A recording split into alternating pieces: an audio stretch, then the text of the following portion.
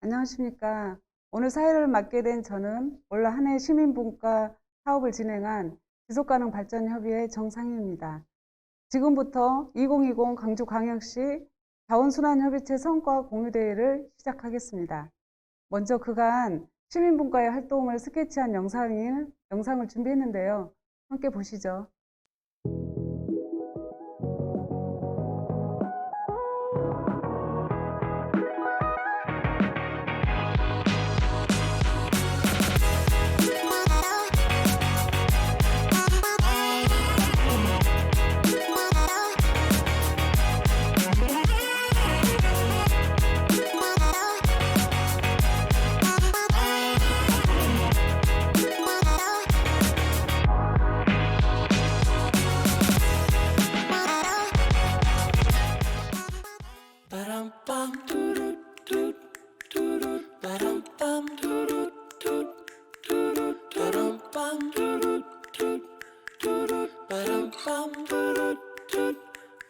Easy as pie, lemon, apple or cherry.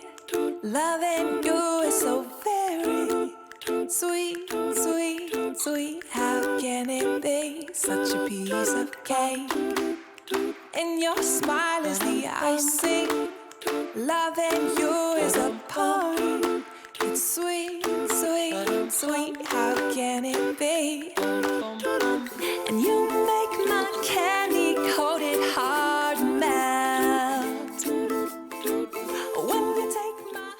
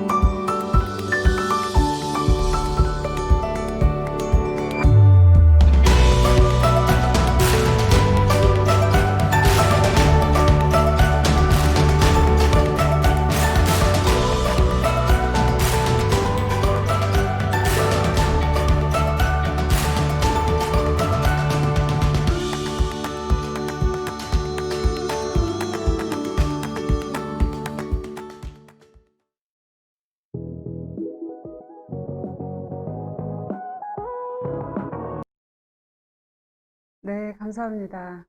보시니까 어떠신가요? 그간 한 4, 5개월 정도 굉장히 열심히 시민분과 리빙랩 사업을 위해서 수고하셨는데 저희들의 성과들을 다 담지는 못했지만 또 그간의 이렇게 활동들을 돌아보시고 많은 생각들을 하실 수 있을 것이라 생각됩니다. 오늘 성과 보고에는 당초 광주의 자원순환도시 비전을 선포하고 또 시민들도 아이디어를 모으는 축제의 장으로 준비하려 했습니다. 워낙 코로나 상황이 엄중하여서 협의체 내 시민분과의 실천 사업의 성과와 제안들을 공유하는 것으로 간략하게 진행하게 되었습니다. 자원순환협의체는 자원순환 문화 확산은 시민들이 주체적으로 참여해야 해결될 수 있다는 인식하에서 시민 참여 거버넌스로 2020년 첫 걸음을 떼었고요.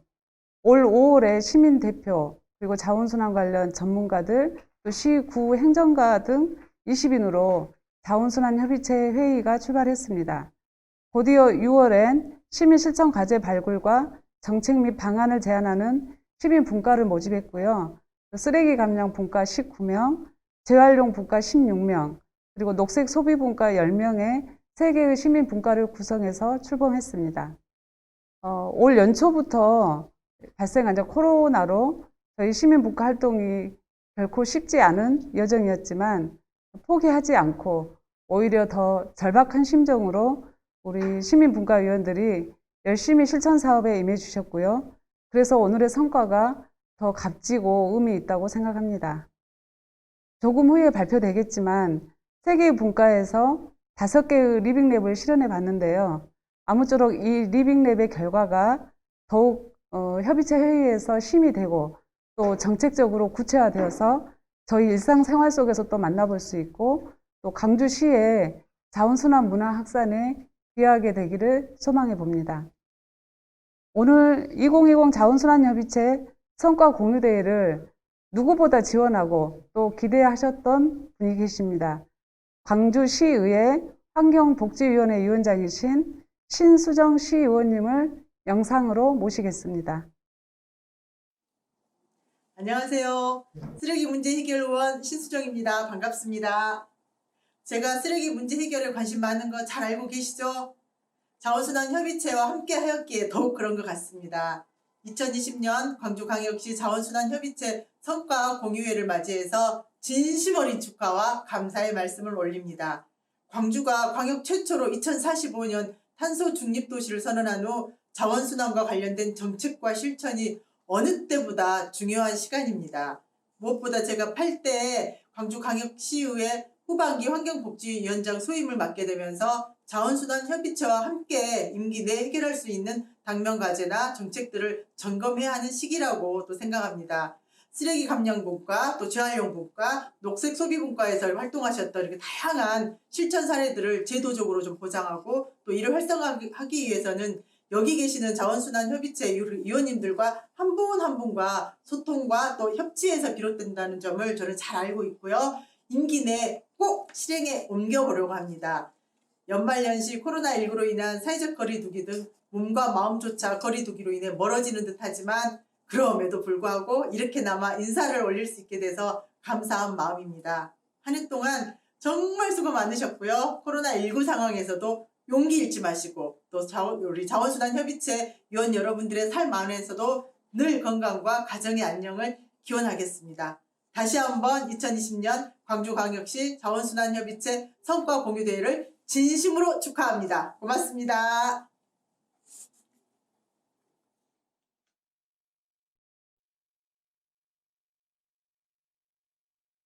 의원님은 항상 뵐 때마다 친근하고 또 듬직한 모습입니다.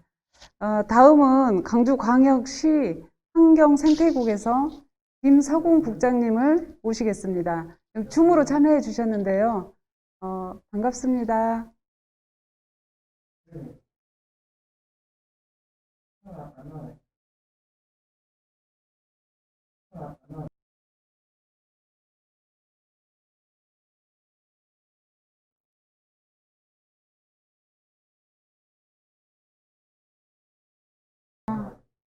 그래요?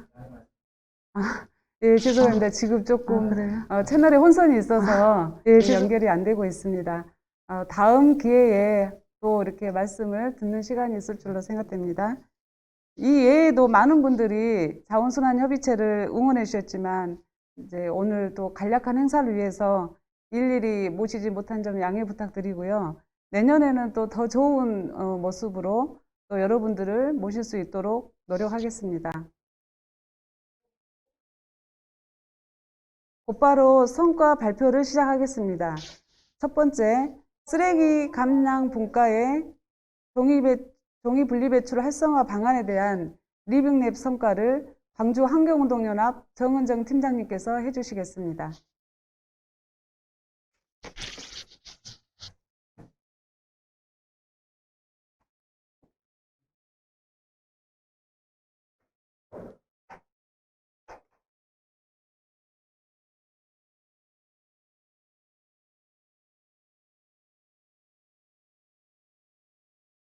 네, 안녕하세요. 저는 광주환경운동연합의 정은정이라고 하고요.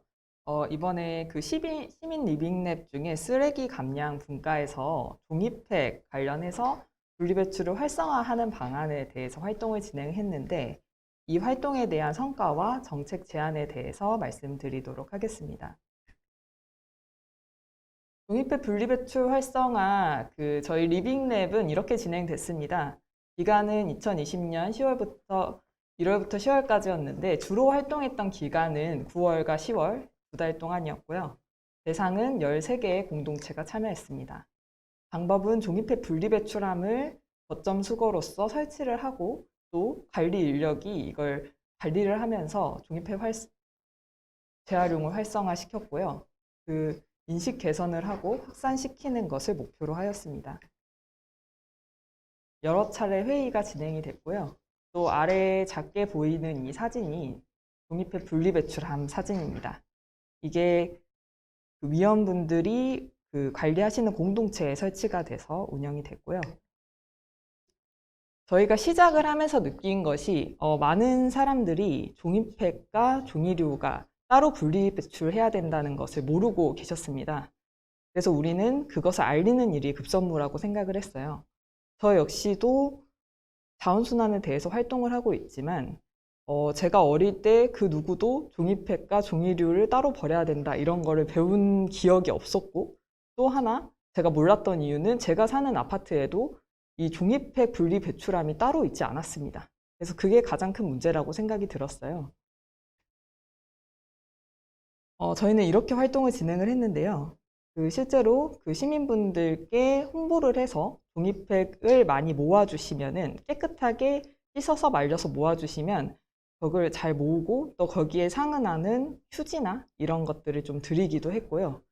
또 개개인에게 모이는 것도 중요하지만 종이팩을 많이 사용하는 곳이 어딜까 고민을 해보니까 카페가 있었습니다. 카페에서 사용하는 종이팩들을 이제 거점별로 모아서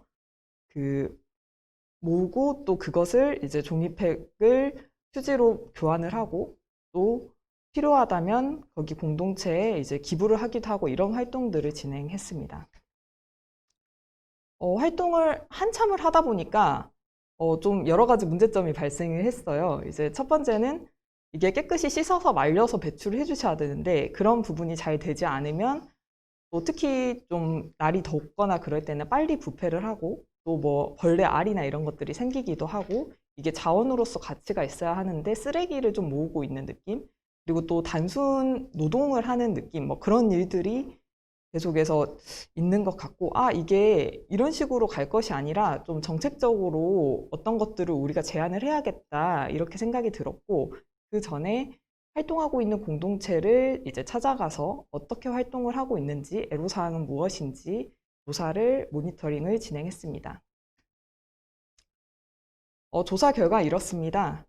저희의 성과는요. 총 2056kg의 종이팩을 모였고요. 이게 단순 좀 비교를 해보자면은 이제 막 약 72,000장 정도의 큰 우유팩이 됩니다. 굉장히 많은 숫자죠. 그리고 월 평균으로 했을 때 559kg의 종이팩이 수거됐습니다. 정성적 성과로는 공동체 활동가들의 자원순환 활동에 대한 동기가 부여가 됐고요. 종이팩 분리배출에 대한 인식도 개선이 됐고 또 꾸준한 홍보 및 캠페인을 통해서 이게 조금만 지원이 있으면 좀 보완이 된다면 지속 가능하겠다 이런 평가가 있었습니다. 하지만 개선할 점들이 있었습니다.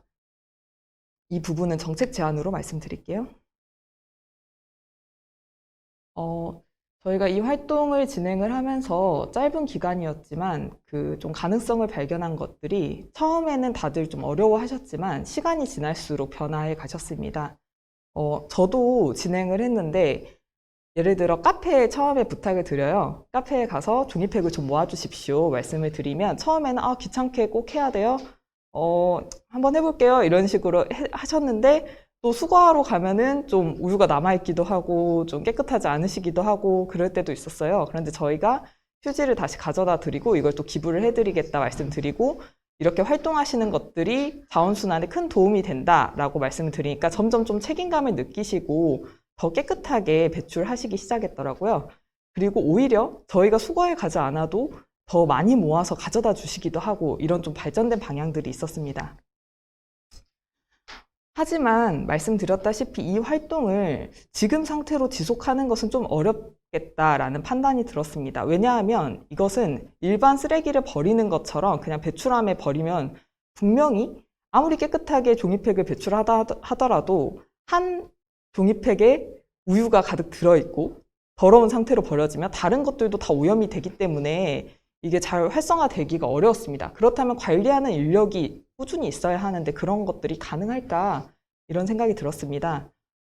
그래서 저희가 하는 첫 번째 정책 제안은 광주시 관내 종이팩 분리배출 관련에 대한 홍보물과 인센티브의 기준 통일이 필요하다입니다.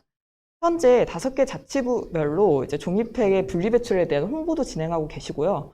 또 주민센터에 가면은 어떤 곳은 휴지나 건전지를 주시기도 하고 하는데 어떤 곳은 또 포인트제로 조금 그 포인트로 제공이 되기도 하고 그런 곳이 그 예산이 소진됐다고 해서 없는 곳도 있고 막 합니다. 그렇기 때문에 주민들이 좀 혼란스럽고 홍보 효과가 미흡한 부분이 있고요. 광산구의 경우에는 특히 포인트로 지급을 하는데 이 부분이 다른 구에 비해서 주민 만족도가 좀 높습니다. 그래서 5개 자치구가 그 종이팩 교환 방식을 동일하게 한다면 화장지보다는 포인트로 변경을 하고 종이팩 1kg에 상응하는 포인트 역시 통일을 해서 주민들의 혼란을 막고 또 많은 분들이 참여할 수 있도록 하면 좋지 않을까라고 제안을 드리고요. 두 번째로는 거점별로 좀 방법이 좀 특성에 따라서 다른데요. 공동주택의 경우에는 아파트 내 주민조직이 적극 운영할 수 있도록 해야 합니다.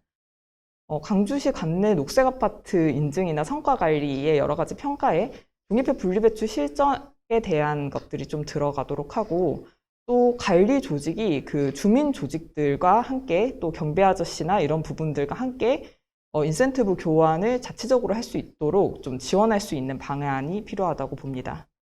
또 단독주택의 경우에는 그 공동주택보다 조금 어려울 수도 있는데요. 거점이 필요하기 때문에 마을 공동체나 커뮤니티 공간을 적극적으로 활용해서 이런 부분을 했으면 좋겠습니다. 세 번째 정책 제안은요. 카페 베이커리에 대한 이야기인데요. 저희가 실험을 해보니까 카페에서 배출된 그 종이팩의 양이 굉장히 많았고 이런 부분은 관리가 들어가면 충분히 가능성이 있기 때문에 1000개의 카페 베이커리에서 종이팩을 수거하는 50개의 공공 일자리를 만들 수 있다라고 제안을 드립니다. 이 제안을 하는 배경은요. 그 송정동의 카페 20이라는 곳에서 카페라떼 클럽 이 실험을 진행을 하고 있습니다. 여러 마을의 카페들과 함께 그 진행을 해보니까 광주에서 카페에서 버려지는 종이팩들을 정말 깨끗하고 바로 재활용이 가능하게 모을 수 있었고 또 카페들도 참여를 하면서 굉장히 긍정적으로 변화했고 지속 가능성도 있었습니다. 그리고 또 하나는 광주 지역의 종이팩 전문 회수업체가 지금 없다는 사실 알고 계실까요?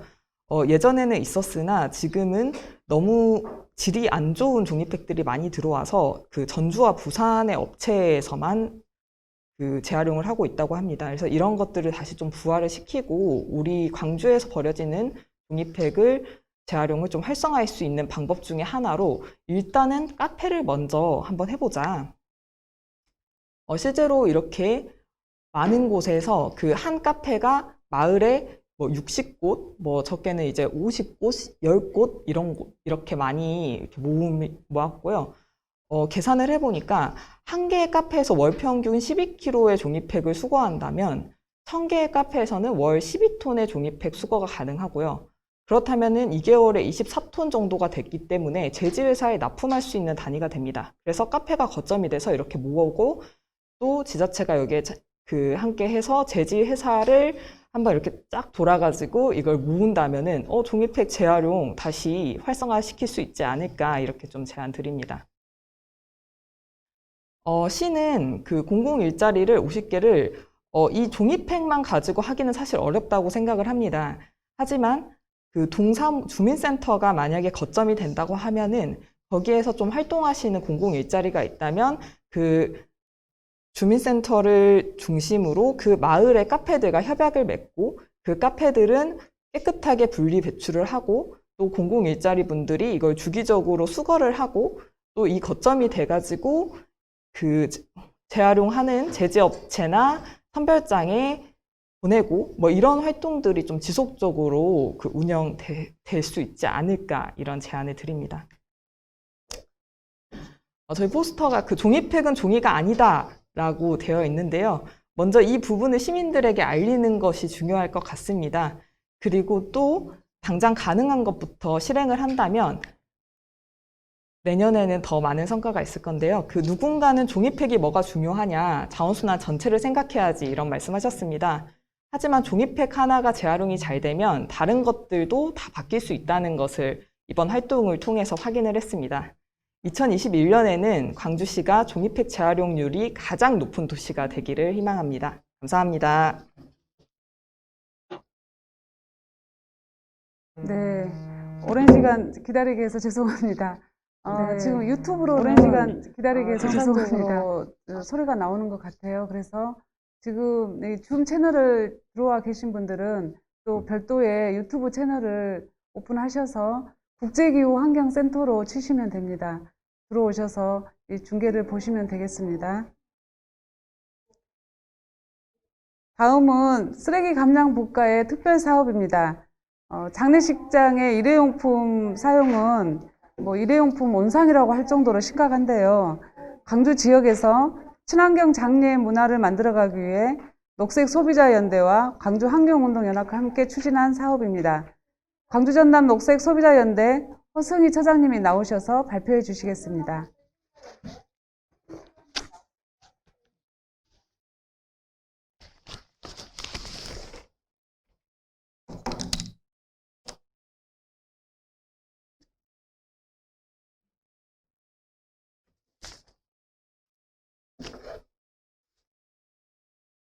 안녕하세요. 광주형 자원순환협의체 쓰레기 감량 본과 허승입니다. 반갑습니다.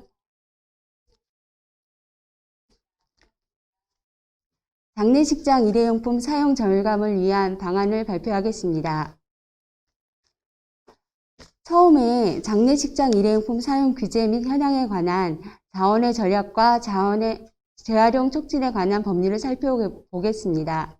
제10조 1항에 일회용품 사용 억제하고 무상으로 제공하지 아니해야 한다. 다만 일회용품이 생분해성 수지 제품인 경우에는 무상으로 제공할 수 있다.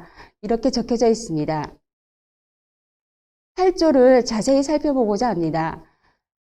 8조 3항의 식품적객업자가 이 부분은 장례식장이 음식물 제공 주체는 상조임을 기재되어 있고, 두 번째로 상조회사, 기업 상조 등에서 제공하는 일회용품에 관련된 규제가 없습니다.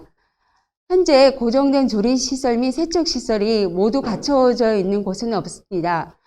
그러므로 현실과 괴리에 있는 현행법은 반드시 개정이 필요한 상황입니다. 2019년 11월 22일 환경부에서는 일회용품 함께 줄이기 계획을 발표했습니다.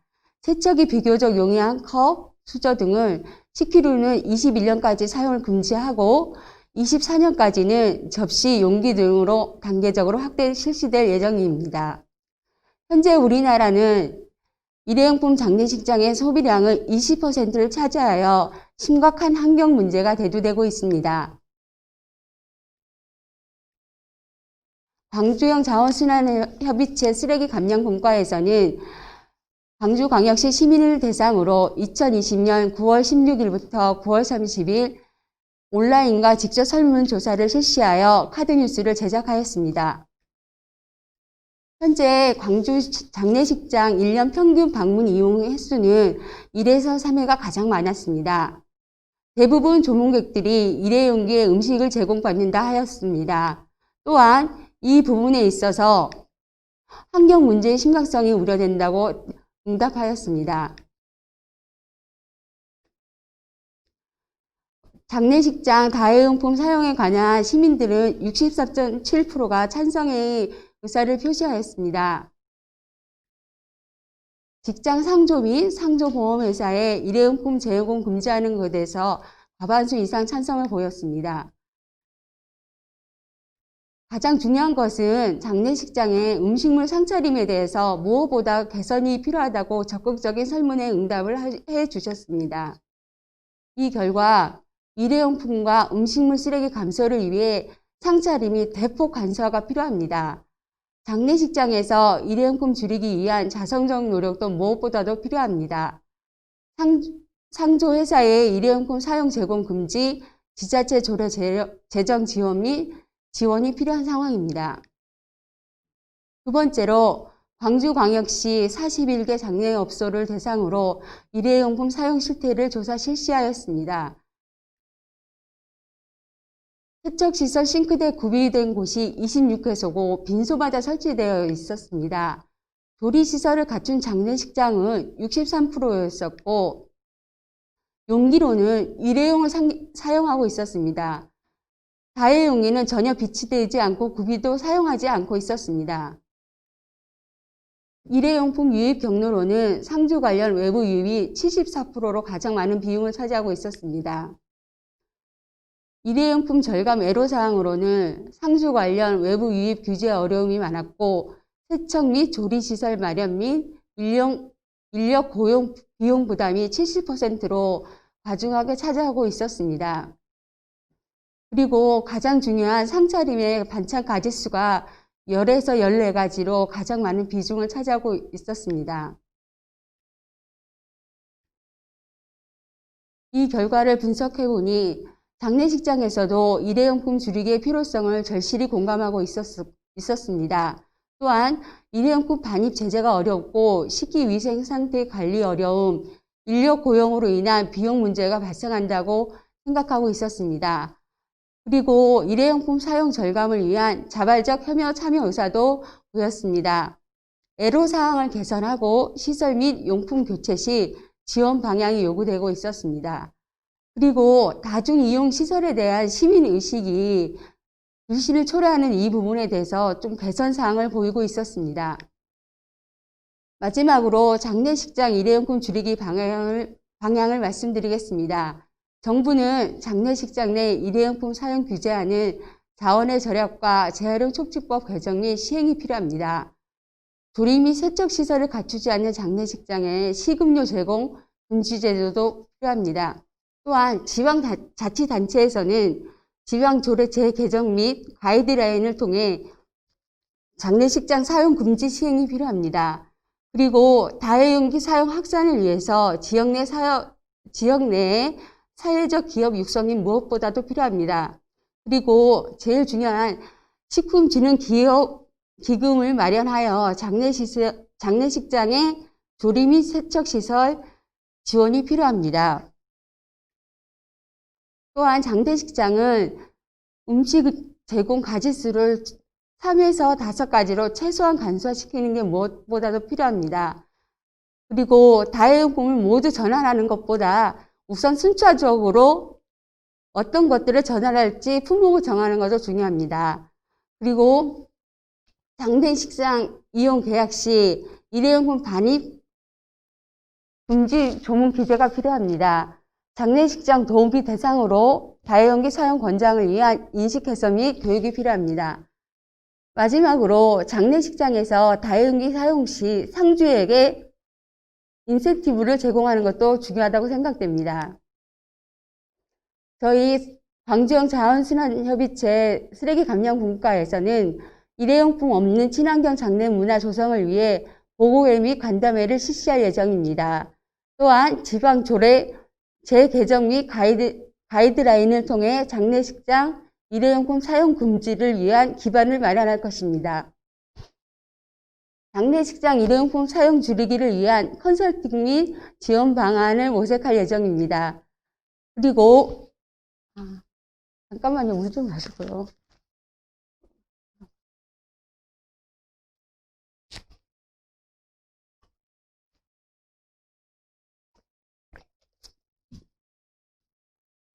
죄송합니다. 목이 너무 바짝바짝 타가지고. 장례식장 도우미 대상으로 자원 분리 배출 및 교육을 실시하여 다회용기 사용 권장을 지속적으로 교육을 시킬 예정입니다. 이상입니다. 장례식장 일회용품 줄이기 방안을 실시하면서 어려움도 많았고 지친 과정도 많았지만 장례식장에서 일회용품 사용이 절실하기 때문에 이 사업을 추진하게 되었습니다.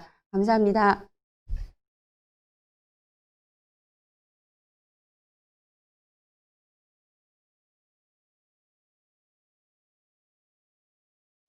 네.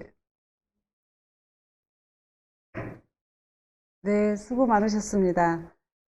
다음엔 정말 재밌게 또 바로 최근까지도 즐겁게 진행했던 사업인데요.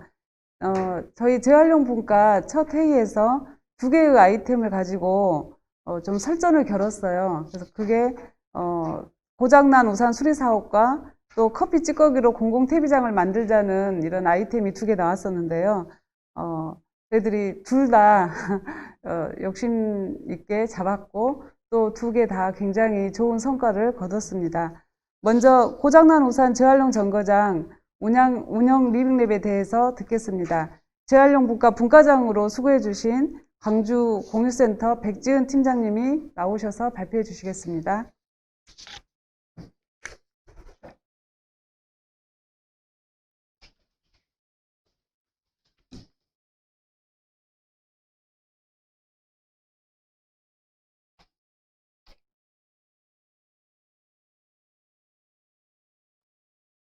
자원순환협의체 재활용 분과 발표를 시작하겠습니다. 저는 광주공유센터 백지은이라고 합니다.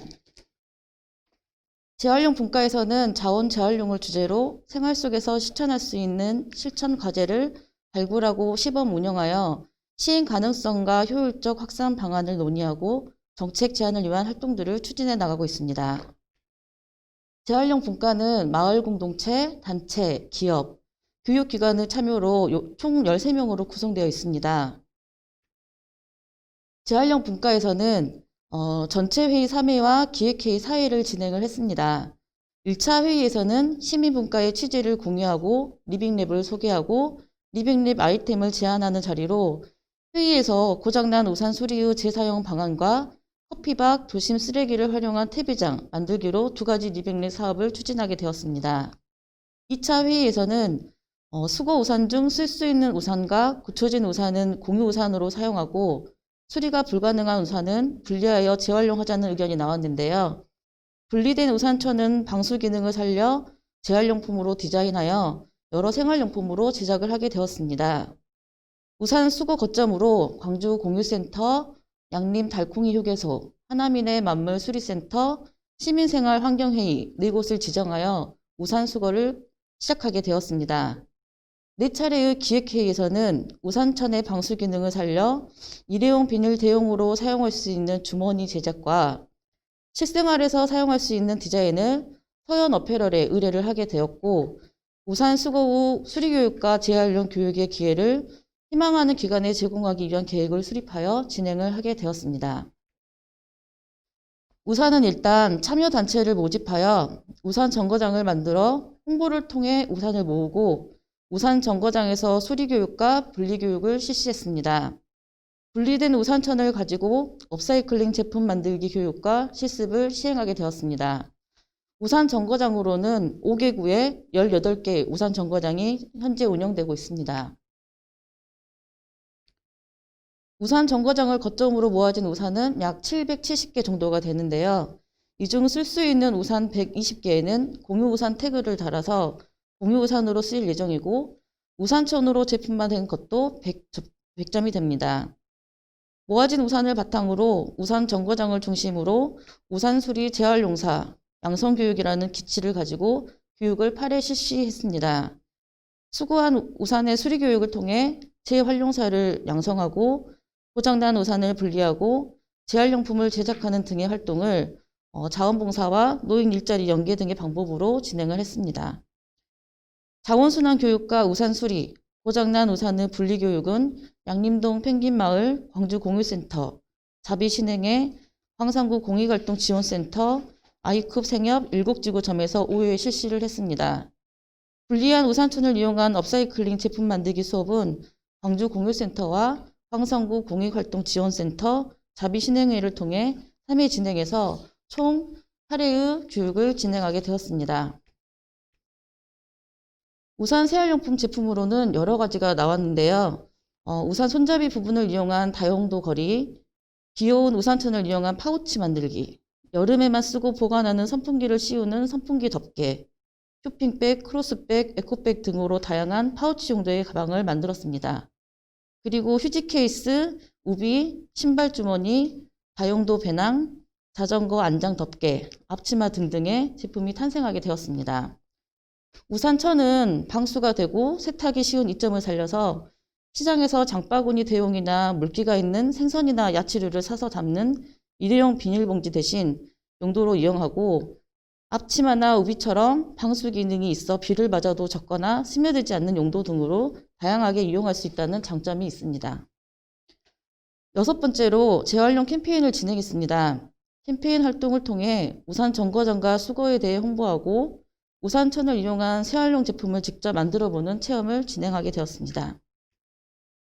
우산의 새로운 쓰임 전시회도 개최를 했는데요. 자원의 소중함과 자원순환 문화의 공감대 형성을 위해 고장난 우산으로 만든 재활용품 전시회를 열었습니다. 1차 전시는 양림동 행정복지센터 펭귄마을 입구에서 진행을 했고요. 2차는 공유센터에서 내일부터 열릴 예정입니다. 전시회를 통해서 버려질 수밖에 없는 우산천으로 무궁무진한 제품을 만들어 사용할 수 있다는 공감대를 형성하고 환경을 위해서라도 함부로 우산을 버리지 않고 잘 분리해 버리거나 우산 정거장에 가지고 오겠다는 시민들의 현장의 소리도 들을 수 있었습니다. 재활용 분과에서는 이런 과정들을 통해 제안을 하려고 합니다. 첫 번째로 우산 전용 수거함 설치입니다. 소수의 지정된 곳만이 아닌 아파트 단지나 공공기관, 사회적 기업이나 다중이용 장소에 확대 설치를 통해 좀 더 많은 시민들이 우산 배출법에 대해 고민하고 원활한 수거가 이루어지도록 제안합니다. 둘째로 고장난 우산을 수거하여 수리하는 체계 마련입니다. 우산 정거장 운영을 희망하는 기관을 선정해서 우산을 수거하고 수리하는 과정에서 필요한 자금을 지원하고 일자리 연계를 통한 인력 확보를 위한 체계 마련을 제안합니다. 셋째로 공유우산 사용 정착을 제안합니다. 공유우산으로 만들어진 우산을 어디에 비치하고 어떻게 관리해서 사용될지, 그리고 재활용품 제작을 해서 활성화시킬 방안을 마련할 방법을 제안합니다. 넷째로 재활용센터 건립을 제안합니다. 서울, 순천, 청주 등 여러 곳에서 재활용센터를 건립하여 활용이 되고 있는데요. 공유의 도시 광주에서도 재활용, 새활용, 녹색 소비 등 자원순환 문화 확산을 위한 교육과 전시가 이루어지고 실생활과 밀접한 자원순환으로 연계되도록 재활용센터 건립이 필요하다고 생각합니다. 이상으로 재활용 분과 우산 재활용 확산 방안 마련을 발표를 마치도록 하겠습니다.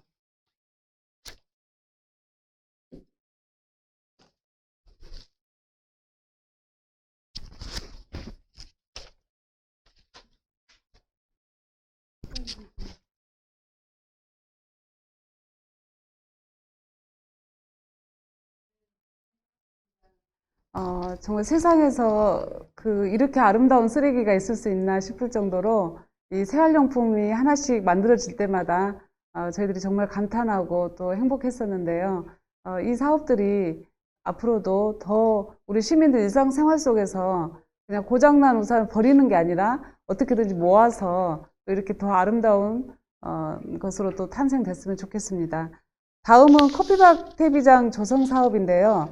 커피 찌꺼기와 그 음식물 쓰레기 그리고 가로수 등의 도심에서 나오는 가로수 부산물 등으로 퇴비장을 만들자라는 의미의 리빙랩 제안이 있었습니다. 근데 이것을 어떻게 실험할지 막막하던 차에 저희 한세봉 생태공원에서 이제 거기에 있는 텃밭을 활용해서 퇴비장을 만들자는 제안이 있어서 한달음에 저희들이 시작을 하게 됐습니다. 광주 지역에서 유일무이 커피박 강사이신 김복규 위원님이 나오셔서 발표해 주시겠습니다.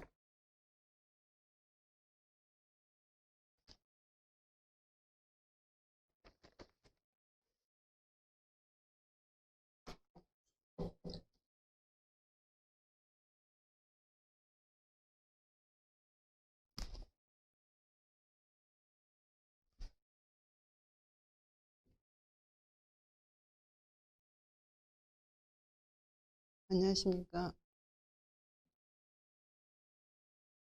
저는 리빙랩 두 번째 사업으로 커피박 활용 퇴비장 만들기에 대해서 말씀드리겠습니다.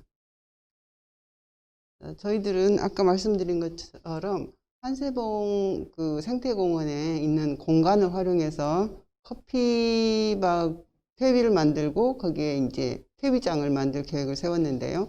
여기 목표는 이러한 시범 모델을 통해서 커피 찌꺼기도 쓰레기이고 음식물도 쓰레기인데 그것들을 다 한꺼번에 흡수해서 퇴비화하는 과정에서 쓰레기도 줄이고 그다음에 우리 그 흙들이 정말 척박해져 가고 있는데 흙을 되살리는 효과를 확인하고자 했습니다. 두 번째는 텃밭 농사를 짓는 마을 공동체의 커피박 활용 체험 교육과 함께 커피박 퇴비장 만들기 운영 활동을 통해서 마을 단위 공동체 안에서 커피박을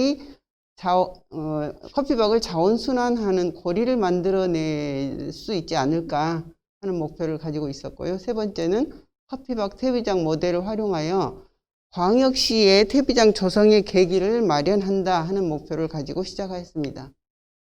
추진 과정은 좀 늦게 시작했는데요. 9월 중순부터 시작해서 10월 말까지로 잡았고요. 그리고 그 대상은 한세봉 생태공원 그 둘의 회원들로 하였습니다. 그리고 과제는 두 개의 과제를 저희가 설정을 했는데요. 첫째는 커피박과 자원순환 교육 프로그램을 운영을 해서 그 교육을 먼저 받은 다음에 그 다음에 커피박 퇴비를 만들고 퇴비장을 조성하자. 그런 그 실천 과제를 세우고 시작했습니다. 그 조성 일정을 말씀드리겠습니다. 9월 중순에 퇴비 제조 교육과 퇴비장 만들기. 저기 배드형이라고 되어 있는 것은 뭐냐면 좀 더 쉽게 해서 눕혀서 해본다 하는 것이 배드형이에요.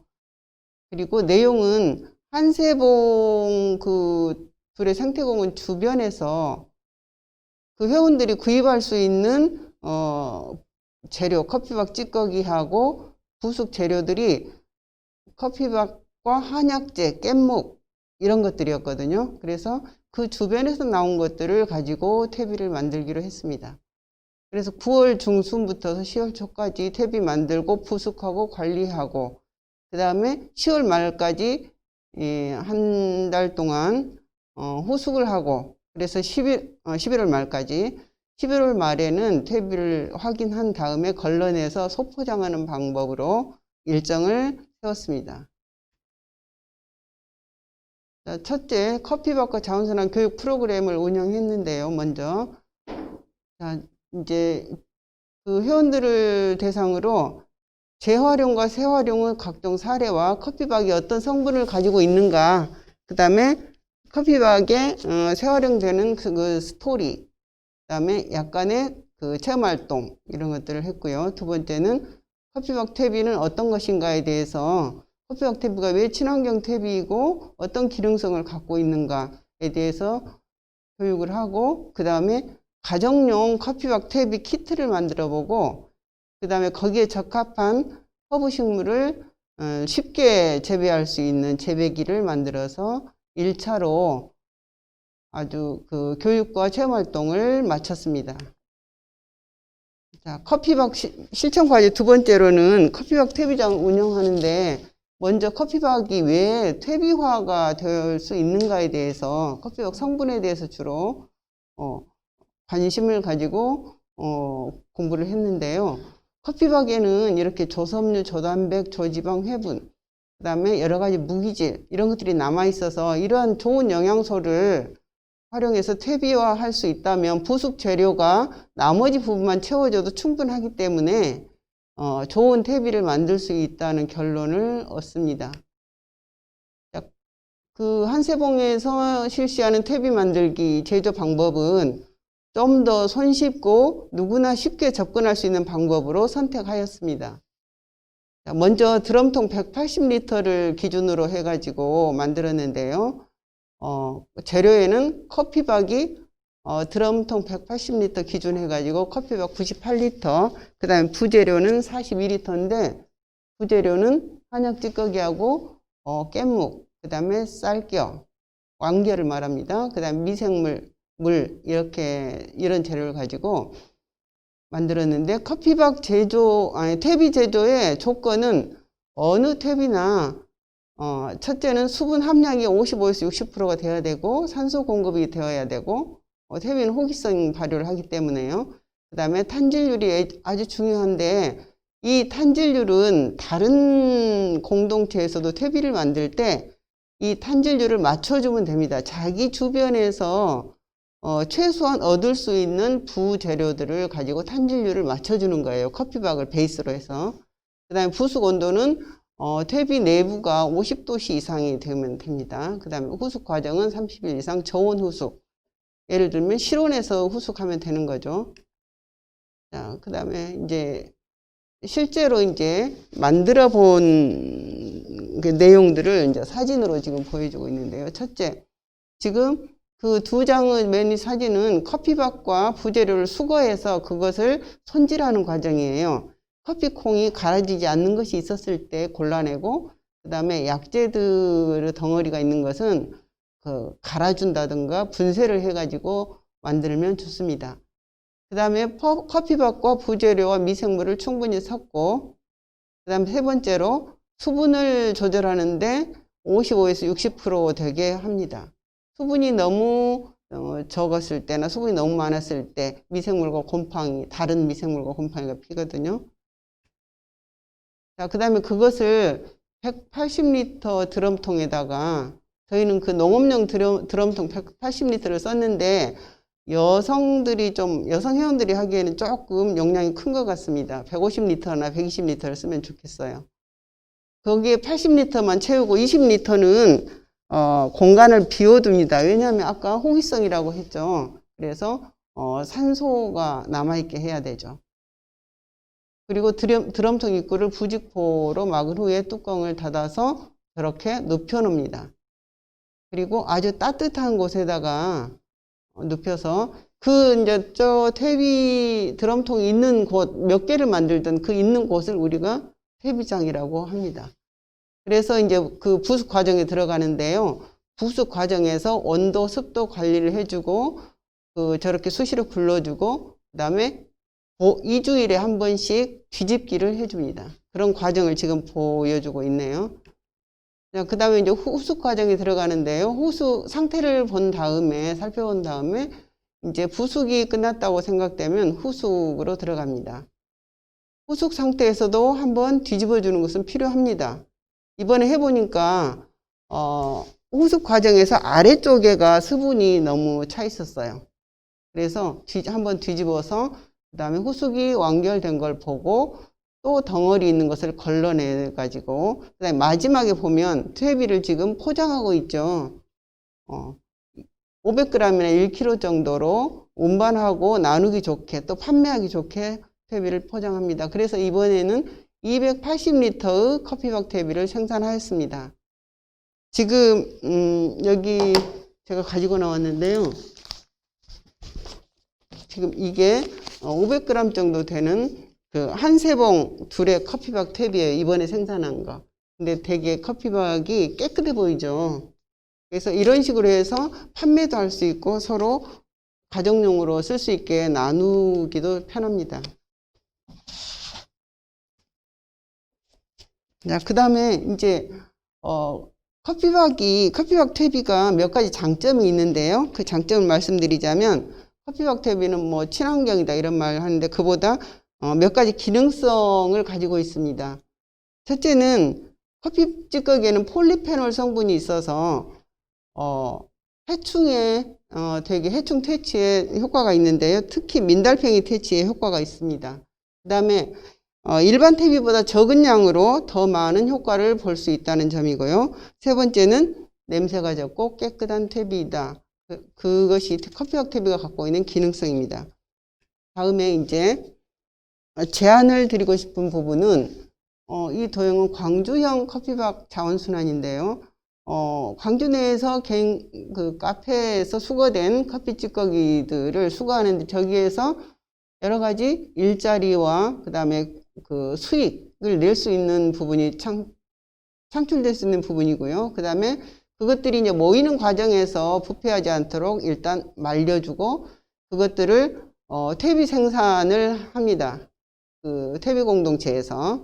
그 다음에 그것들을 영농조합이나 이렇게 그 사회적 기업에서 판매를 해서 수익을 내고 그 다음에 퇴비로 사용하고 이런 과정을 통해서 커피박 퇴비의 자원순환을 그 고리를 만들어내면 그 고리들이 여러 개 만들어지고 그것이 우리 이제 광주광역시의 그 음식물 쓰레기와 커피박 찌꺼기가 쓰레기화되지 않고 줄여나가면서 좋은 퇴비를 얻는 결과를 가져올 것 같아요. 그 다음에 이제 또 하나 제안은 뭐냐면, 제도적 제안은, 커피박 수거할 때 아까 도표에서 보셨듯이 공공근로나 사회공헌형 일자리 형식으로 그린 일자리에 연계해서 만들 수 있고, 또 하나는 공간 확보하고 교육이 필요하다. 마을 공동체 단위에서 퇴비 만들기를 했을 때 그 공간이 확보될 수 있는 공동체를 발굴해내고 그것들을 연계시켜주고 이런 일들이 필요하겠습니다. 그 다음에 마을 공동체를 지원하는 일, 퇴비 제조할 때 그 교육 프로그램을 지원하고 그 다음에 그 퇴비를 마을에서 만들었을 때 그것을 지역 행정기관에서 먼저 우선 구매해줘서 그 우선 구매한 것들로 공공 그 도로 화단이나 학교나 관공서나 이런 곳에 먼저 사용하는 거죠. 그렇게 해서 우선 구매해주는 방법. 그 다음에 퇴비 제조 업체에 협약을 하고 지원해주는 방법. 그래서 마을 공동체와 사회적 기업과 협동조합과 이렇게 함께 상생할 수 있도록 이렇게 민간이 할 수 없는 부분을 지원해주는 방법. 이런 것들을 제안합니다. 이상으로 커피박 퇴비 만들기에 대해서 말씀드렸습니다. 감사합니다.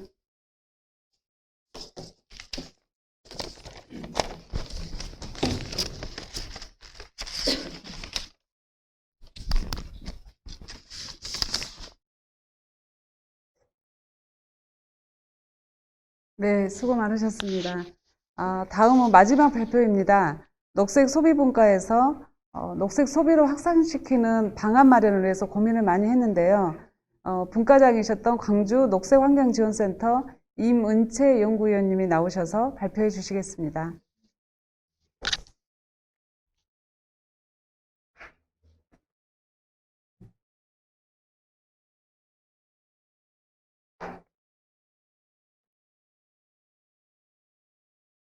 안녕하십니까. 광주 녹색환경지원센터 연구지원팀장 임은채입니다. 제가 속해 있던 분과는 녹색 소비분과입니다. 여러분에게 저희가 활동했던 내용들을 간단하게 발표하도록 하겠습니다. 먼저 녹색 소비의 정의와 녹색 소비 분과에서 활동했던 내용, 그리고 녹색 소비 분과에서 실시했던 설문조사 결과와 또 녹색 소비와 관련된 사항들에 대해서 말씀드리고 마지막으로 저희들이 요약한 정책 제안을 하고자 합니다. 녹색 소비란 생태, 경제적 측면을 고려해서 녹색 제품을 구매하고 사용 과정에서 에너지, 자원, 물품 등을 절약하고 처분 과정에서는 폐기물을 적정하게 배출하고 재활용, 또 소비의 전 과정을 통해서 녹색 선도를 실천하는 소비 양식을 말합니다.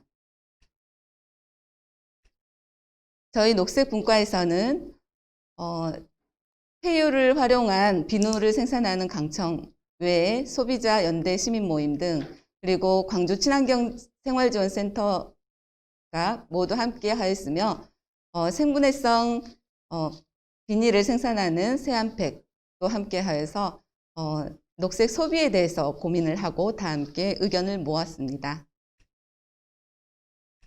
1차 모임 때는 녹색 소비와 광주의 녹색 소비 실태에 대해서 친환경 생활지원센터장 손희정 센터장님께서 발표를 해주셨고 제가 리빙랩에 대해서 간단하게 설명을 했었습니다. 그리고 과분하게 저에게 분과장 역할을 맡게 해주셔서 즐거운 모임을 할 수 있었습니다. 첫 번째 회의에서는 녹색 제품 소분 사업, 소분 사업이라는 것은 기존의 그 플라스틱 통이나 이런 것에 판매되는 것들을 본인이 용기를 가지고 가서 벌크로 된 상태에서 소분해서 사오는 것을 말합니다. 그리고 재활용 쓰레기 전용 투명 봉투가 제작이 필요하다는 것, 그리고 녹색 제품과 기업의 인지도 향상이 필요하다. 그리고 무엇보다 녹색 소비 확산을 위해서 교육이 필요하다는 내용들을 나누었고 결과적으로 생활 속에서 실천하고 또 실천 가능한 것들을 각자 생각해보는 시간을 가졌습니다. 2차 모임에서는 강청 물비누 소분 사업 추진하고 있는 상황을 견학하면서 애로사항을 같이 나누었고요. 그리고 녹색 제품 생산과 소비 활성화 방안을 논의했습니다. 그리고 녹색 소비 확산을 캠페인을 위한 온라인 플랫폼을 구성해보자라고 해서 밴드 모임으로 광주형 쓰레기 제로 네트워크, 녹색 소비분과 소통방을 개설을 해서 참여위원들이 함께 녹색 소비를 실천하고 있는 사례들을 공유하기도 했습니다. 세 번째 모임으로는 모임의 목적을 구체화하기 위해서 설문조사를 녹색 소비에 대한 시민의 의식을 설문조사로 알아보자고 서로 의견을 나누었고 그 자리에서 필요한 설문조사 내용 질문들을 각자 의견을 내어서 작성을 하였습니다. 그리고 또한 환경부에서 실시하고 있는 자원으로 돌리자라는 캠페인을 홍보해서 주변 분들에게 더 확산시키는 노력을 같이 하자고 마음을 모아서 주변에 많이 알렸습니다. 그리고 설문조사 방법으로는 고령의 대상자들을 위해서 오프라인으로 대면 설명과 또 온라인으로 많은 분들에게 설문조사를 실시하였는데 총 1000여 분이 참여하셨습니다. 설문 내용은 다음에 더 자세히 말씀드리겠습니다. 네 번째 모임으로는 설문지를 서로 배포를 하고 어떻게 설문조사를 실시할 건지 서로 의견을 나눴습니다. 그래서 각자 위원들이 각자 할당을 해서 본인이 속해 있는 곳이나 주변에 대면으로 설문조사를 실시하였고요. 또 녹색 소비와 교육, 홍보를 강화해야 되겠다는 내용을 다시 한번 확인했습니다. 그리고 녹색 제품의 유통 구조를 좀 개선할 필요도 있겠다. 또 녹색 소비에 대한 시민에게 직접 혜택을 줄 수 있는 인센티브 지원도 필요하겠다는 의견들을 서로 나눴습니다. 설문조사가 끝난 후에 5차 모임을 다시 실시하였는데요. 이날 설문조사 결과를 서로 공유하면서 어떤 정책을 제안할 것인지에 대해서 의견을 나눴습니다. 많은 의견들이 나왔는데 무엇보다 중요한 것은 녹색 소비를 그리고 자원순환을 홍보하고 교육할 수 있는 교육용 자료가 필요하겠다라는 의견이 가장 많았습니다. 광주형 쓰레기 배출 가이드라인, 예를 들어서 광주형 쓰레기 배출 가이드라인을 구축을 한다던가 시민의 눈높이에 맞는 각 분야별 유아, 초등, 중고등 그리고 일반 시민용 등을 향한 교육 프로그램이 만들어졌으면 좋겠다는 의견이 있었습니다. 그리고 자원순환 방법에 대해서 올바른 분리 배출 방법이 예를 들면 드링크병 같은 경우에는 뚜껑을 닫아서 버려야 된다라는 게 환경부에 나와 있는 의견인데 어떤 매체마다 그 내용들이 아니다. 열고 버려야 된다, 분리를 해야 된다라는 의견도 많았고, 그래서 그런 것들이 혼선도 있고 제대로 된 올바른 분리배출에 대한 지식이 전달 상황에서 약간 부족하다는 생각이 들어서 확실한 올바른 분리배출 방법을 교육할 필요가 있다는 것을 확인했습니다. 그리고 녹색 제품을 사용하고 싶어도 주변에 쉽게 접근할 수 있는, 살 수 있는 장소가 마땅치 않은 점, 그런 것도 있었고요. 그리고 녹색 제품은 주로 건축용이나 이런 것에 집중되어 있었고, 실제 시민들이 필요로 하는 물티슈, 화장품, 그런 일상 생활용품에 대한 인증 품목은 현실적으로 적게 있었습니다. 그래서 그런 품목을 확대할 필요가 있겠다라는 의견이 있었습니다. 그렇게 해서 이제 동네 상권에 대한 녹색 제품 구매를 가능할 수 있도록 녹색 제품 유통망을 지원하거나 개선할 필요가 있겠다라는 내용이었습니다. 녹색 소비 설문조사는 녹색 소비 태도와 행동, 재반 여건 등 총 30여 개의 문항으로 구성해서 질문을 하였습니다. 온라인과 오프라인으로 동시에 실시하여 약 994명의 의견을 모아서 통계 처리하였습니다. 녹색 설문조사 결과가 문항수가 많아서 다 이 자리에서 말씀드리기는 힘들고요. 높은 녹색 소비 의식, 시민 의식은 굉장히 높았습니다. 하지만 분리배출 방법에 대한 지식이 낮아 제대로 실시되지 않고 있는 점, 그리고 자원 고갈이나 쓰레기 배출을 감소시켜야 된다는 의식은 공감대가 높았지만 친환경 제품이 어떤 것인지에 대한 인지도가 낮았습니다. 그리고 녹색 소비 행동 인식은 높지만 친환경 제품을 우선 구매해야 되겠다는 의지는 약했습니다. 그리고 녹색 소비 실천에 대한 인식이 높고 분리배출 비교적 잘 하신다고 답변하셨지만 또한 탄소 포인트제나 그린카드에 대한 지식과 활용도는 낮았습니다. 그리고 녹색 소비를 위한 재반 여건은 높다고 평가했지만 분리배출 체계가 공동주택에 사시는 분들은 분리배출 체계가 잘 갖춰졌다고 답했지만 일반 주택에 사시는 분들은 여전히 분리배출을 할 수 있는 거점형 분리배출 체계가 잘 갖춰지지 않아서 필요하다는 의견이 많았습니다. 코로나로 인해서 많은 분들이 일회용품 사용을 많이 하시게 되었고 또 쓰레기 배출량도 그만큼 증가했지만 다행히 많은 시민분들이 환경 문제가 심각하다는 의견에는 굉장히 많은 호응을 하셨습니다. 2018년도 2년 전에 녹색 소비 태도에 대한 것과 행동에 대한 중복된 질문을 실시한 결과 녹색 소비 태도에 대한 내용들은 증가하는 경향을 보였지만 행동으로 옮기고 있는 것에 대해서는 감소 추세가 있었습니다. 그래서 모든 시민들을 위한 녹색 소비 실천을 할 수 있는 맞춤형 관련 교육과 지속적인 홍보가 필요하다는 결과를 얻었습니다. 중간중간에 설문조사 내용을 구체화하거나 또 통계 결과를 논의하는 시간도 가졌습니다. 녹색 소비 관련해서는 녹색 제품은 에너지 자원 투입과 여러분들도 너무나 잘 알고 계시겠지만 이런 온실가스나 오염물질을 발생을 최소화시키는 제품 등에 대해서 녹색 제품이라는 인증을 하고 있습니다. 그리고 이런 녹색 제품을 판매하는 녹색 매장이 있는데 현행법상으로는 3,000제곱미터 이상의 점포나 소비자 생활협동조합 등 이러한 곳에서 3년, 지정기간 3년 동안 운영되고 있습니다. 친환경 표시 제도가 있는데 올 11월 기준으로는 환경 표지 제품 현황이 169개 제품군이 있는데요. 광주에서도 친환경 생활지원센터를 중심으로 친환경 표시 등록을 권장해서 많은 기업들이 참여하고 있습니다. 다음은 탄소 포인트제입니다. 이미 탄소 포인트제를 잘 알고 계시고 그 포인트제를 활용하는 분들도 계실 텐데요. 전기나 수도, 도시가스를 사용하실 때 절감했을 경우에는 환경부나 지방자치단체에서 인센티브를 제공하는 실천 프로그램입니다. 광주를 살펴보니 광주에서도 지금 제가 너무 멀어서 몇 가구인지 잘 보이진 않는데 많은 가구 수가 참여하고 있지만 여전히 전체적으로 참여하는 하기 위해서는 좀 더 많은 시민들이 이 탄소 포인트제에 대한 관심과 또 참여가 필요하다고 생각합니다.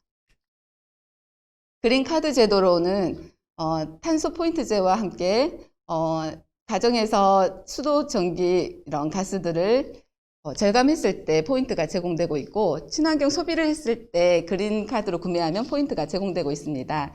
이런 카드에 대한 존재도 잘 알지 못하는 분들도 계시고, 앞으로 더 확산시켜서 많은 분들이 활용하시면 좋겠습니다. 그린카드 혜택은 다양한 것들이 있지만 전국적으로 공공기관이나 이런 곳이 입장료를 면제하거나 50% 감면 그 혜택이 있는데요. 우치공원이나 광주에서도 여러 곳이 시행하고 있으니 참조하셔서 활용하시면 좋겠습니다. 공공녹색 구매는 공공기관에서 우선적으로 녹색 제품을 구매하자는 취지에서 2005년부터 시행하고 있습니다. 그리고 녹색 장터는 공공기관이 녹색 제품을 구입하는 데 있어서 좀 더 활성화시키고자 온라인상에서 활용되는 쇼핑몰입니다. 녹색 구매는 기업, 중앙정부, 그리고 지자체, 소비자와 시민단체가 다 함께 노력해야만 이룩할 수 있는 일입니다. 각자의 위치에서 각자가 해야 할 일들을 잘 실현을 해서 녹색 구매를 활성화를 해서 지속 가능한 사회를 구축하는데 다 같이 힘을 모았으면 합니다. 마지막으로 녹색 소비에 대한 정책 제안입니다. 이 내용은 앞서 설명했기 때문에 세 가지로 요약을 하면, 첫째, 광주형 녹색 소비 및 자원순환 홍보와 교육을 위한 매뉴얼 구축이 필요하다. 둘째, 녹색 소비와 자원순환을 실질적으로 활용하기 위한 인센티브 적용을 위해서 지역 화폐나 상생카드를 연계해서 시행하는 방안이 필요하다. 세 번째로, 녹색 상권의 녹색 제품 유통망을 지원하고 개선하여서 모든 시민들이 손쉽게 녹색 제품에 관심을 가지고 또 구입해서 사용할 수 있도록 하자입니다. 이상 저희가 활동했던 내용의 발표를 마치겠습니다. 감사합니다.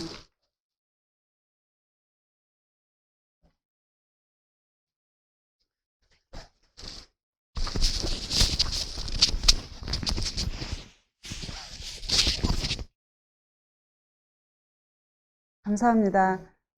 이것으로 저희 시민분과에서 시행했던 5개의 리빙랩 사업의 성과들을 함께 공유했는데요. 남들이 가보지 않은 길을 또 간다는 것은 참 큰 열정과 용기를 필요로 하는 일이었습니다. 하지만 또 새로운 것들을 저희들이 찾아가면서 또 혁신적인 내용들이 나오지 않았는가 싶습니다. 리빙랩을 진행하면서 관련된 많은 외지의 사례도 찾아보고 또 벤치마킹도 해보려고 했는데, 조금 자세히 들여다보면 광주의 실정에 맞는, 그리고 정말 많은 시민들에게 공감대를 얻을 수 있을까, 이런 부분들에 대해서 좀 고민을 많이 하게 됐고, 그냥 저희들은 저희들끼리의 길들을 한번 찾아서 가보자, 끝까지 우리만의 길을 찾아서 가는 데까지 가보자라는 의지로 열심히 했습니다. 코로나 상황에서도 이렇게 프로젝트를 잘 맞춰준 시민분과위원님들, 그리고 끝까지 주무를 이렇게 함께 참여해 주셔서 다시 한번 수고하셨다는 말씀 드리고 싶고요.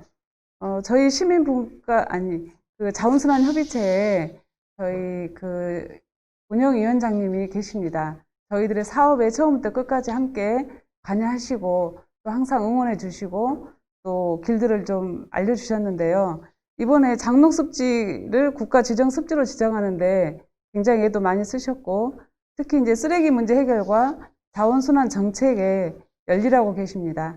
최낙선 자원순환협의체 위원장님을 모시고 간단하게 이제 인사 말씀과 또 여러 가지 토론 말씀을 좀 들어보겠고요. 또 최낙선 위원장님이 마무리까지 해주시겠습니다.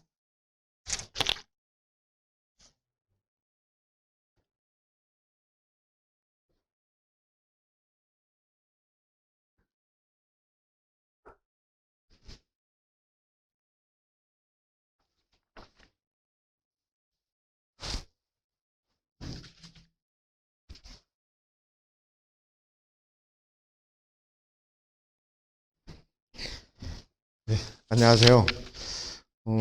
한 1시간 반 정도 저희 2020년 자원순환협의체 성과에 대한 사례 내용을 쭉 들으신 것 같아요. 혹시 지금 이제 줌에 참여하고 계신 분들 아마 힘드실 것 같은데, 그렇게 시간은 많지는 않습니다.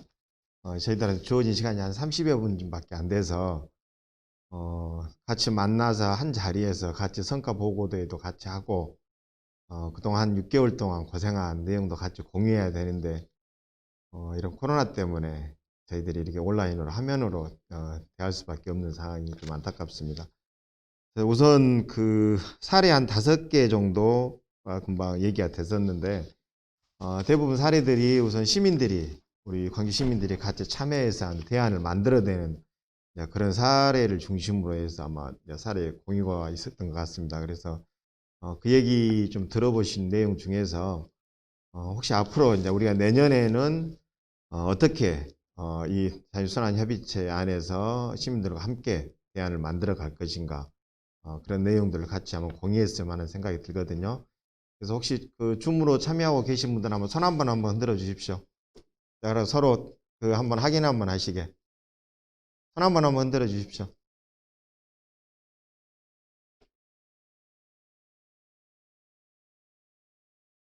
예.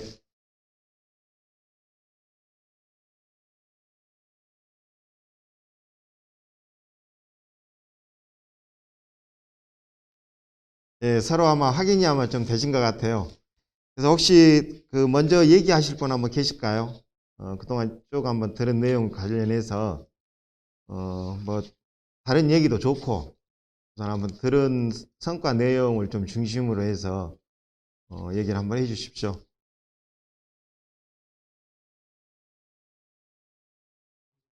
네. 손으로 한번 거수를 한번 해 주십시오. 표시를 해 주십시오. 먼저 얘기하실 분. 예.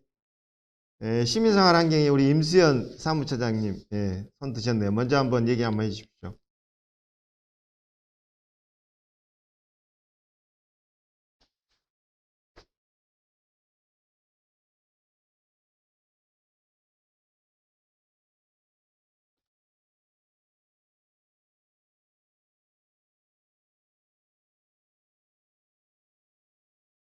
예, 얘기하셔도 될 것 같아요.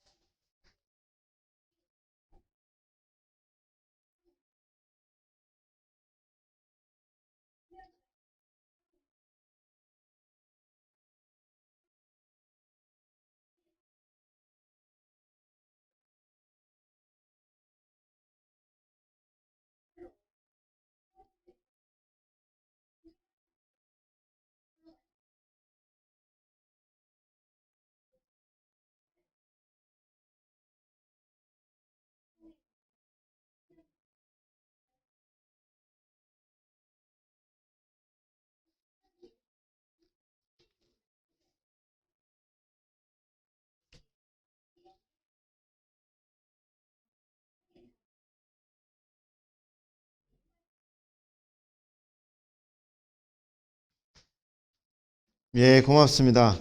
금방 또 우리 임수현 처장님이 얘기하신 내용 중에, 우리가 이 운동을 통해서, 새로운 일자리 창출로 충분히 연결할 수 있다.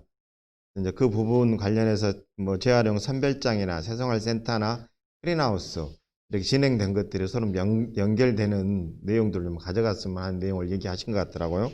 혹시 우리 광주시에 우리 자원순환과의 박재우 과장님 혹시 지금 줌에 계신가요? 네, 계시면 우리 박재우 과장님 좀 한 말씀 부탁드리겠습니다.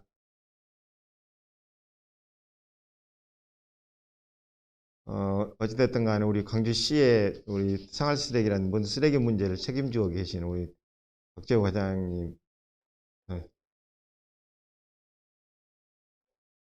예, 잘 들립니다.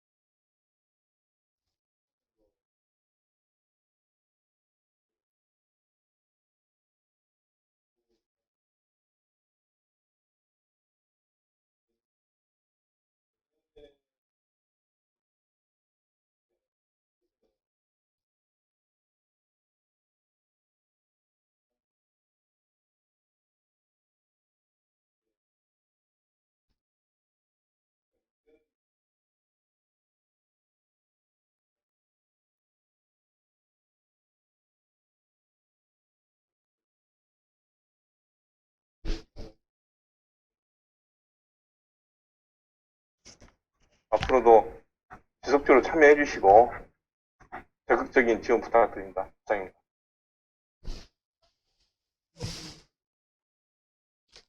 예, 고맙습니다. 아마 과장님이 얘기하신 부분이 이제 그 시와 자치구가 지금 해야 될 일들이 역할들이 있는데, 그래서 어찌됐든 간 시와 5개 구 자치구가 좀 원활하게 소통이 좀 잘 돼야 되는데, 그런 부분은 앞으로 그 자리가 마련된다라 하면 같이 좀 대안을 마련해 가는 그런 자리를 가져갔으면 하는 생각이 듭니다. 혹시 또 다른 분들 또 편하게 하실 얘기 있으면 좀 힘들더라도 참여해 주시면 고맙겠습니다. 그 혹시 농성 일동에 정선이 우리 선생님 참여하고 계신가요? 네, 안 계세요. 네.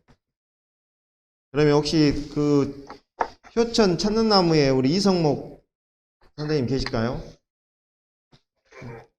예. 그동안 아마 그 단순한 협의체라든지 마을 만들기 사업으로 열심히 했던 데인데, 안 계세요? 예. 오늘 어찌 됐든 간에 이런 줌으로 얘기를 하다 보니까, 좀 거리감도 있고, 내용 공유가 서로 이제 좀 잘 안 되긴 하더라도, 서로 나름대로 가지고 계신 생각 편하게 얘기하셔도 될 것 같아요. 한번 손을 한번 들어주십시오. 얘기하실 분. 저요. 네, 우리 그냥 최미혁 선생님. 네, 최미혁 선생님. 네. 아니 이제 앞 많이 이야기해 주셨는데 이제 저도 이제 녹색 소비 분과에 저는 참여를 했어요. 이제 참여하면서 그냥 이렇게 내가 분리배출을 잘 한다라고 생각을 했지만 또 잘 못하고 있는 것들도 있어서 좀 다시 보는 시간도 가게 되었고 또 설문조사하면서 환경 성적 표지제라는 것이 우리나라에 운영되고 있다라는 것들도 이제 알게 되면서 또 관심을 갖게 됐는데 이제 또 이렇게 분과별로 성과 발표를 듣다 보니까 굉장히 흥미롭고 재미가 있었습니다. 그러면서 내가 녹색 소비 분과에서만 활동을 했는데 다른 곳의 분과의 활동들도 이렇게 간혹 이렇게 중간중간 공유가 됐으면 훨씬 더 다른 곳도 참여를 할 수 있지 않았을까 그런 생각도 잠깐 들었었거든요. 그래서 좀 그런 것도 내년에 할 때 다른 분과의 소식도 좀 같이 좀 공유 좀 해줬으면 좋겠다는 생각을 했고요. 그다음에 이제 여러 가지 정책들을 제안을 해줬어요. 그래서 굉장히 크기도 하고 광범위한 것들도 있고 아주 좀 소소한 것들도 있는데 특히 이제 자원순환 정책 같은 경우에는 정말 시민들이 실천에 옮기는 데는 굉장히 갭이 많이 있다라는 생각이 들어요. 그러니까 예를 들면 분리배출 같은 경우도 저 같은 경우도 내가 잘 하고 있다라고 생각했지만 세세하게 살펴보니까 잘 안 되고 있는 것들도 많이 있으면서 이런 정책들이 실제로 이렇게 그 시민들 생활 속에서 잘 실천될 수 있도록 또 이게 이번에 제안된 정책들이 잘 실천되고 있는지를 좀 모니터링을 내년에는 좀 해보면 어떨까 그런 생각들을 해봤습니다. 이상입니다.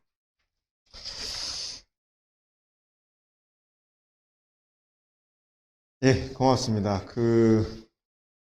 금방 얘기하신 게 우리 자연순환 협의체 안에 이제 분과가 3개 분과가 있는데 그 3개 분과가 서로 지금 어떤 활동을 하고 있는가 분과별로는 좀 공유가 좀 부족했다는 점을 얘기하신 것 같아요. 그 부분 아마 이제 우리가 이 코로나 때문에 같이 할 수 있는 자리가 좀 부족해서 이제 그런 점은 좀 아쉽습니다. 이제 그런 점은 내년에 어쨌든 우리가 코로나를 극복하게 되면 서로 함께 할 수 있는 자리가 뭐 마련되면 뭐 하는 생각 같습니다. 우선 그 5개 우리 사례 발표한 중에 그 내용들 보면 지금 정책 제안들이 좀 되어 있는 부분들이 있거든요. 그래서 현재 뭐 종이백 분리수거 같은 경우는 우선 분리수거 관련해서 홍보라든지 이제 인센티브 이런 부분들이 5개 구별로 좀 다르기 때문에 이걸 좀 통일화 시켜야 될 필요가 있다라고 하는 부분도 얘기가 있었고, 그다음에 이제 장례 시장 같은 경우도 현재 일회용품 관련해서 어쨌든 국가기관인 환경부가 앞으로 규제가 들어갈 건데 거기에 맞춰서 우리가 먼저 좀 선도적으로 광주가 뭔가 대안을 좀 찾아보자. 그래서 이제 그런 것도 우리가 좀 먼저 광주형을 먼저 만들어 내보자 하는 아무튼 좋은 얘기도 좀 하셨던 것 같고, 우산 정거장 같은 경우는 아마 저는 제가 경험을 했거든요. 뭐 한 달 전에 우리 아파트에서 분리수거장을 갔는데 어떤 어머니가 우산을 따로 분리해 달라고 경비 아저씨한테 부탁을 하더라고요. 그걸 보고 제가 이게 이제 점점 확산이 좀 되고 있는 것 같다는 생각이 들더라고요. 그래서 이게 이제 시민 참여가 어쨌든 하나하나씩 늘어나면 우리가 다른 생활용품 중에서 재활용품들을 선별되는 운동이 좀 활발하게 되지 않겠냐라는 생각이 들거든요. 혹시 또 다른 분 또 얘기하실 분 있으면 손 한번 들어주십시오. 예, 우리 이세영 선생님. 예.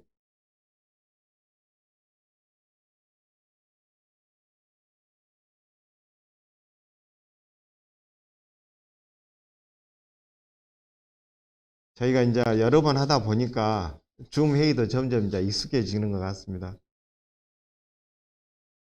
네. 예. 지금 성대결절이라서 말을 잘 못해서 문자로 남기셨는데요. 2020년 세계분과를 운영하고 오늘 좋은 정책들이 많이 나왔는데요. 오랜 시간 고민하고 실험해서 나온 결론, 그 정책에 대해서 시행 가능한 것인지 어려운 것인지 구체적인 강주시의 답을 듣고 싶습니다. 라고 말씀하셨습니다. 예. 우리 박재우 과장님 답변하실 수 있을까요?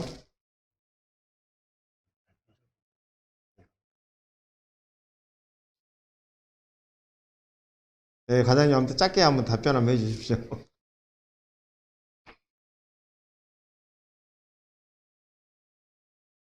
말씀하세요. 죄송합니다. 제가 잠깐 지금 다른 쪽에 한눈을 팔아가지고 정확히 못 들었어요. 간단하게 말씀드려서 지금까지 실험하고 시민들이 실천했던 이러한 내용들이 지속 가능한 것인지 광주시의 정책으로 반영이 가능한 것인지에 대해서 여쭤봤습니다.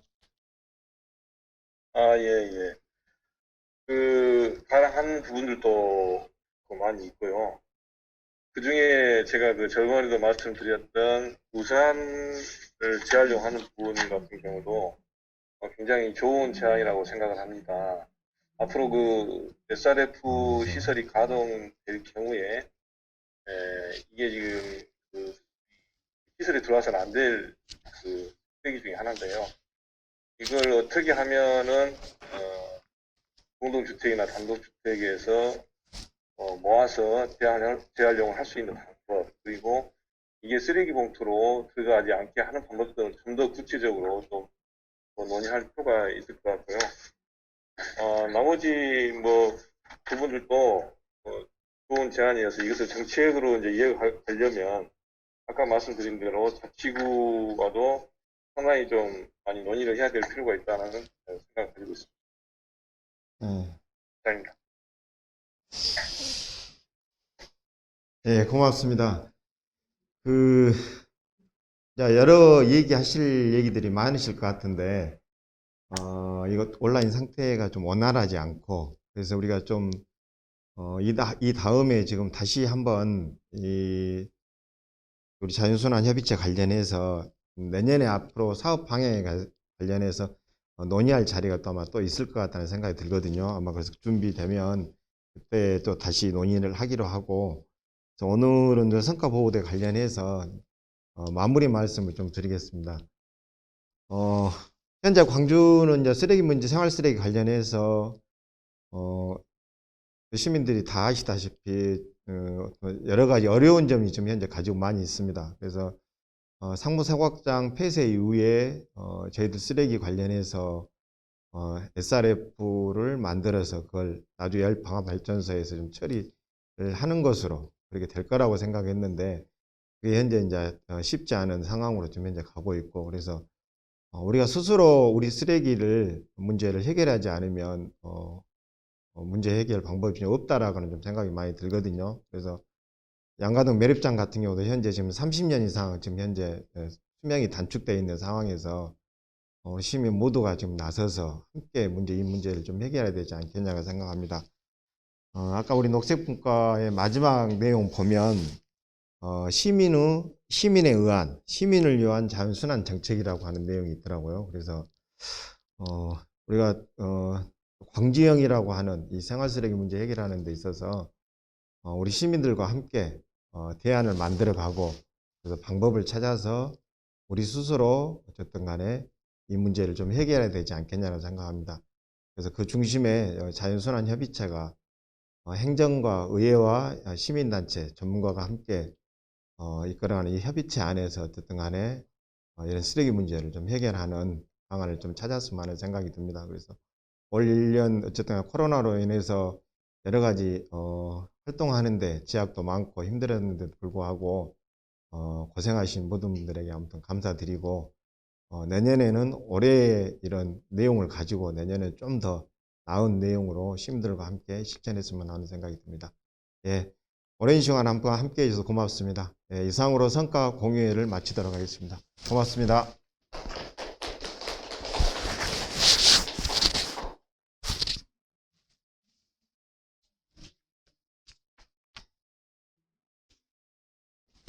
예, 어디가 잘 안 되버려요.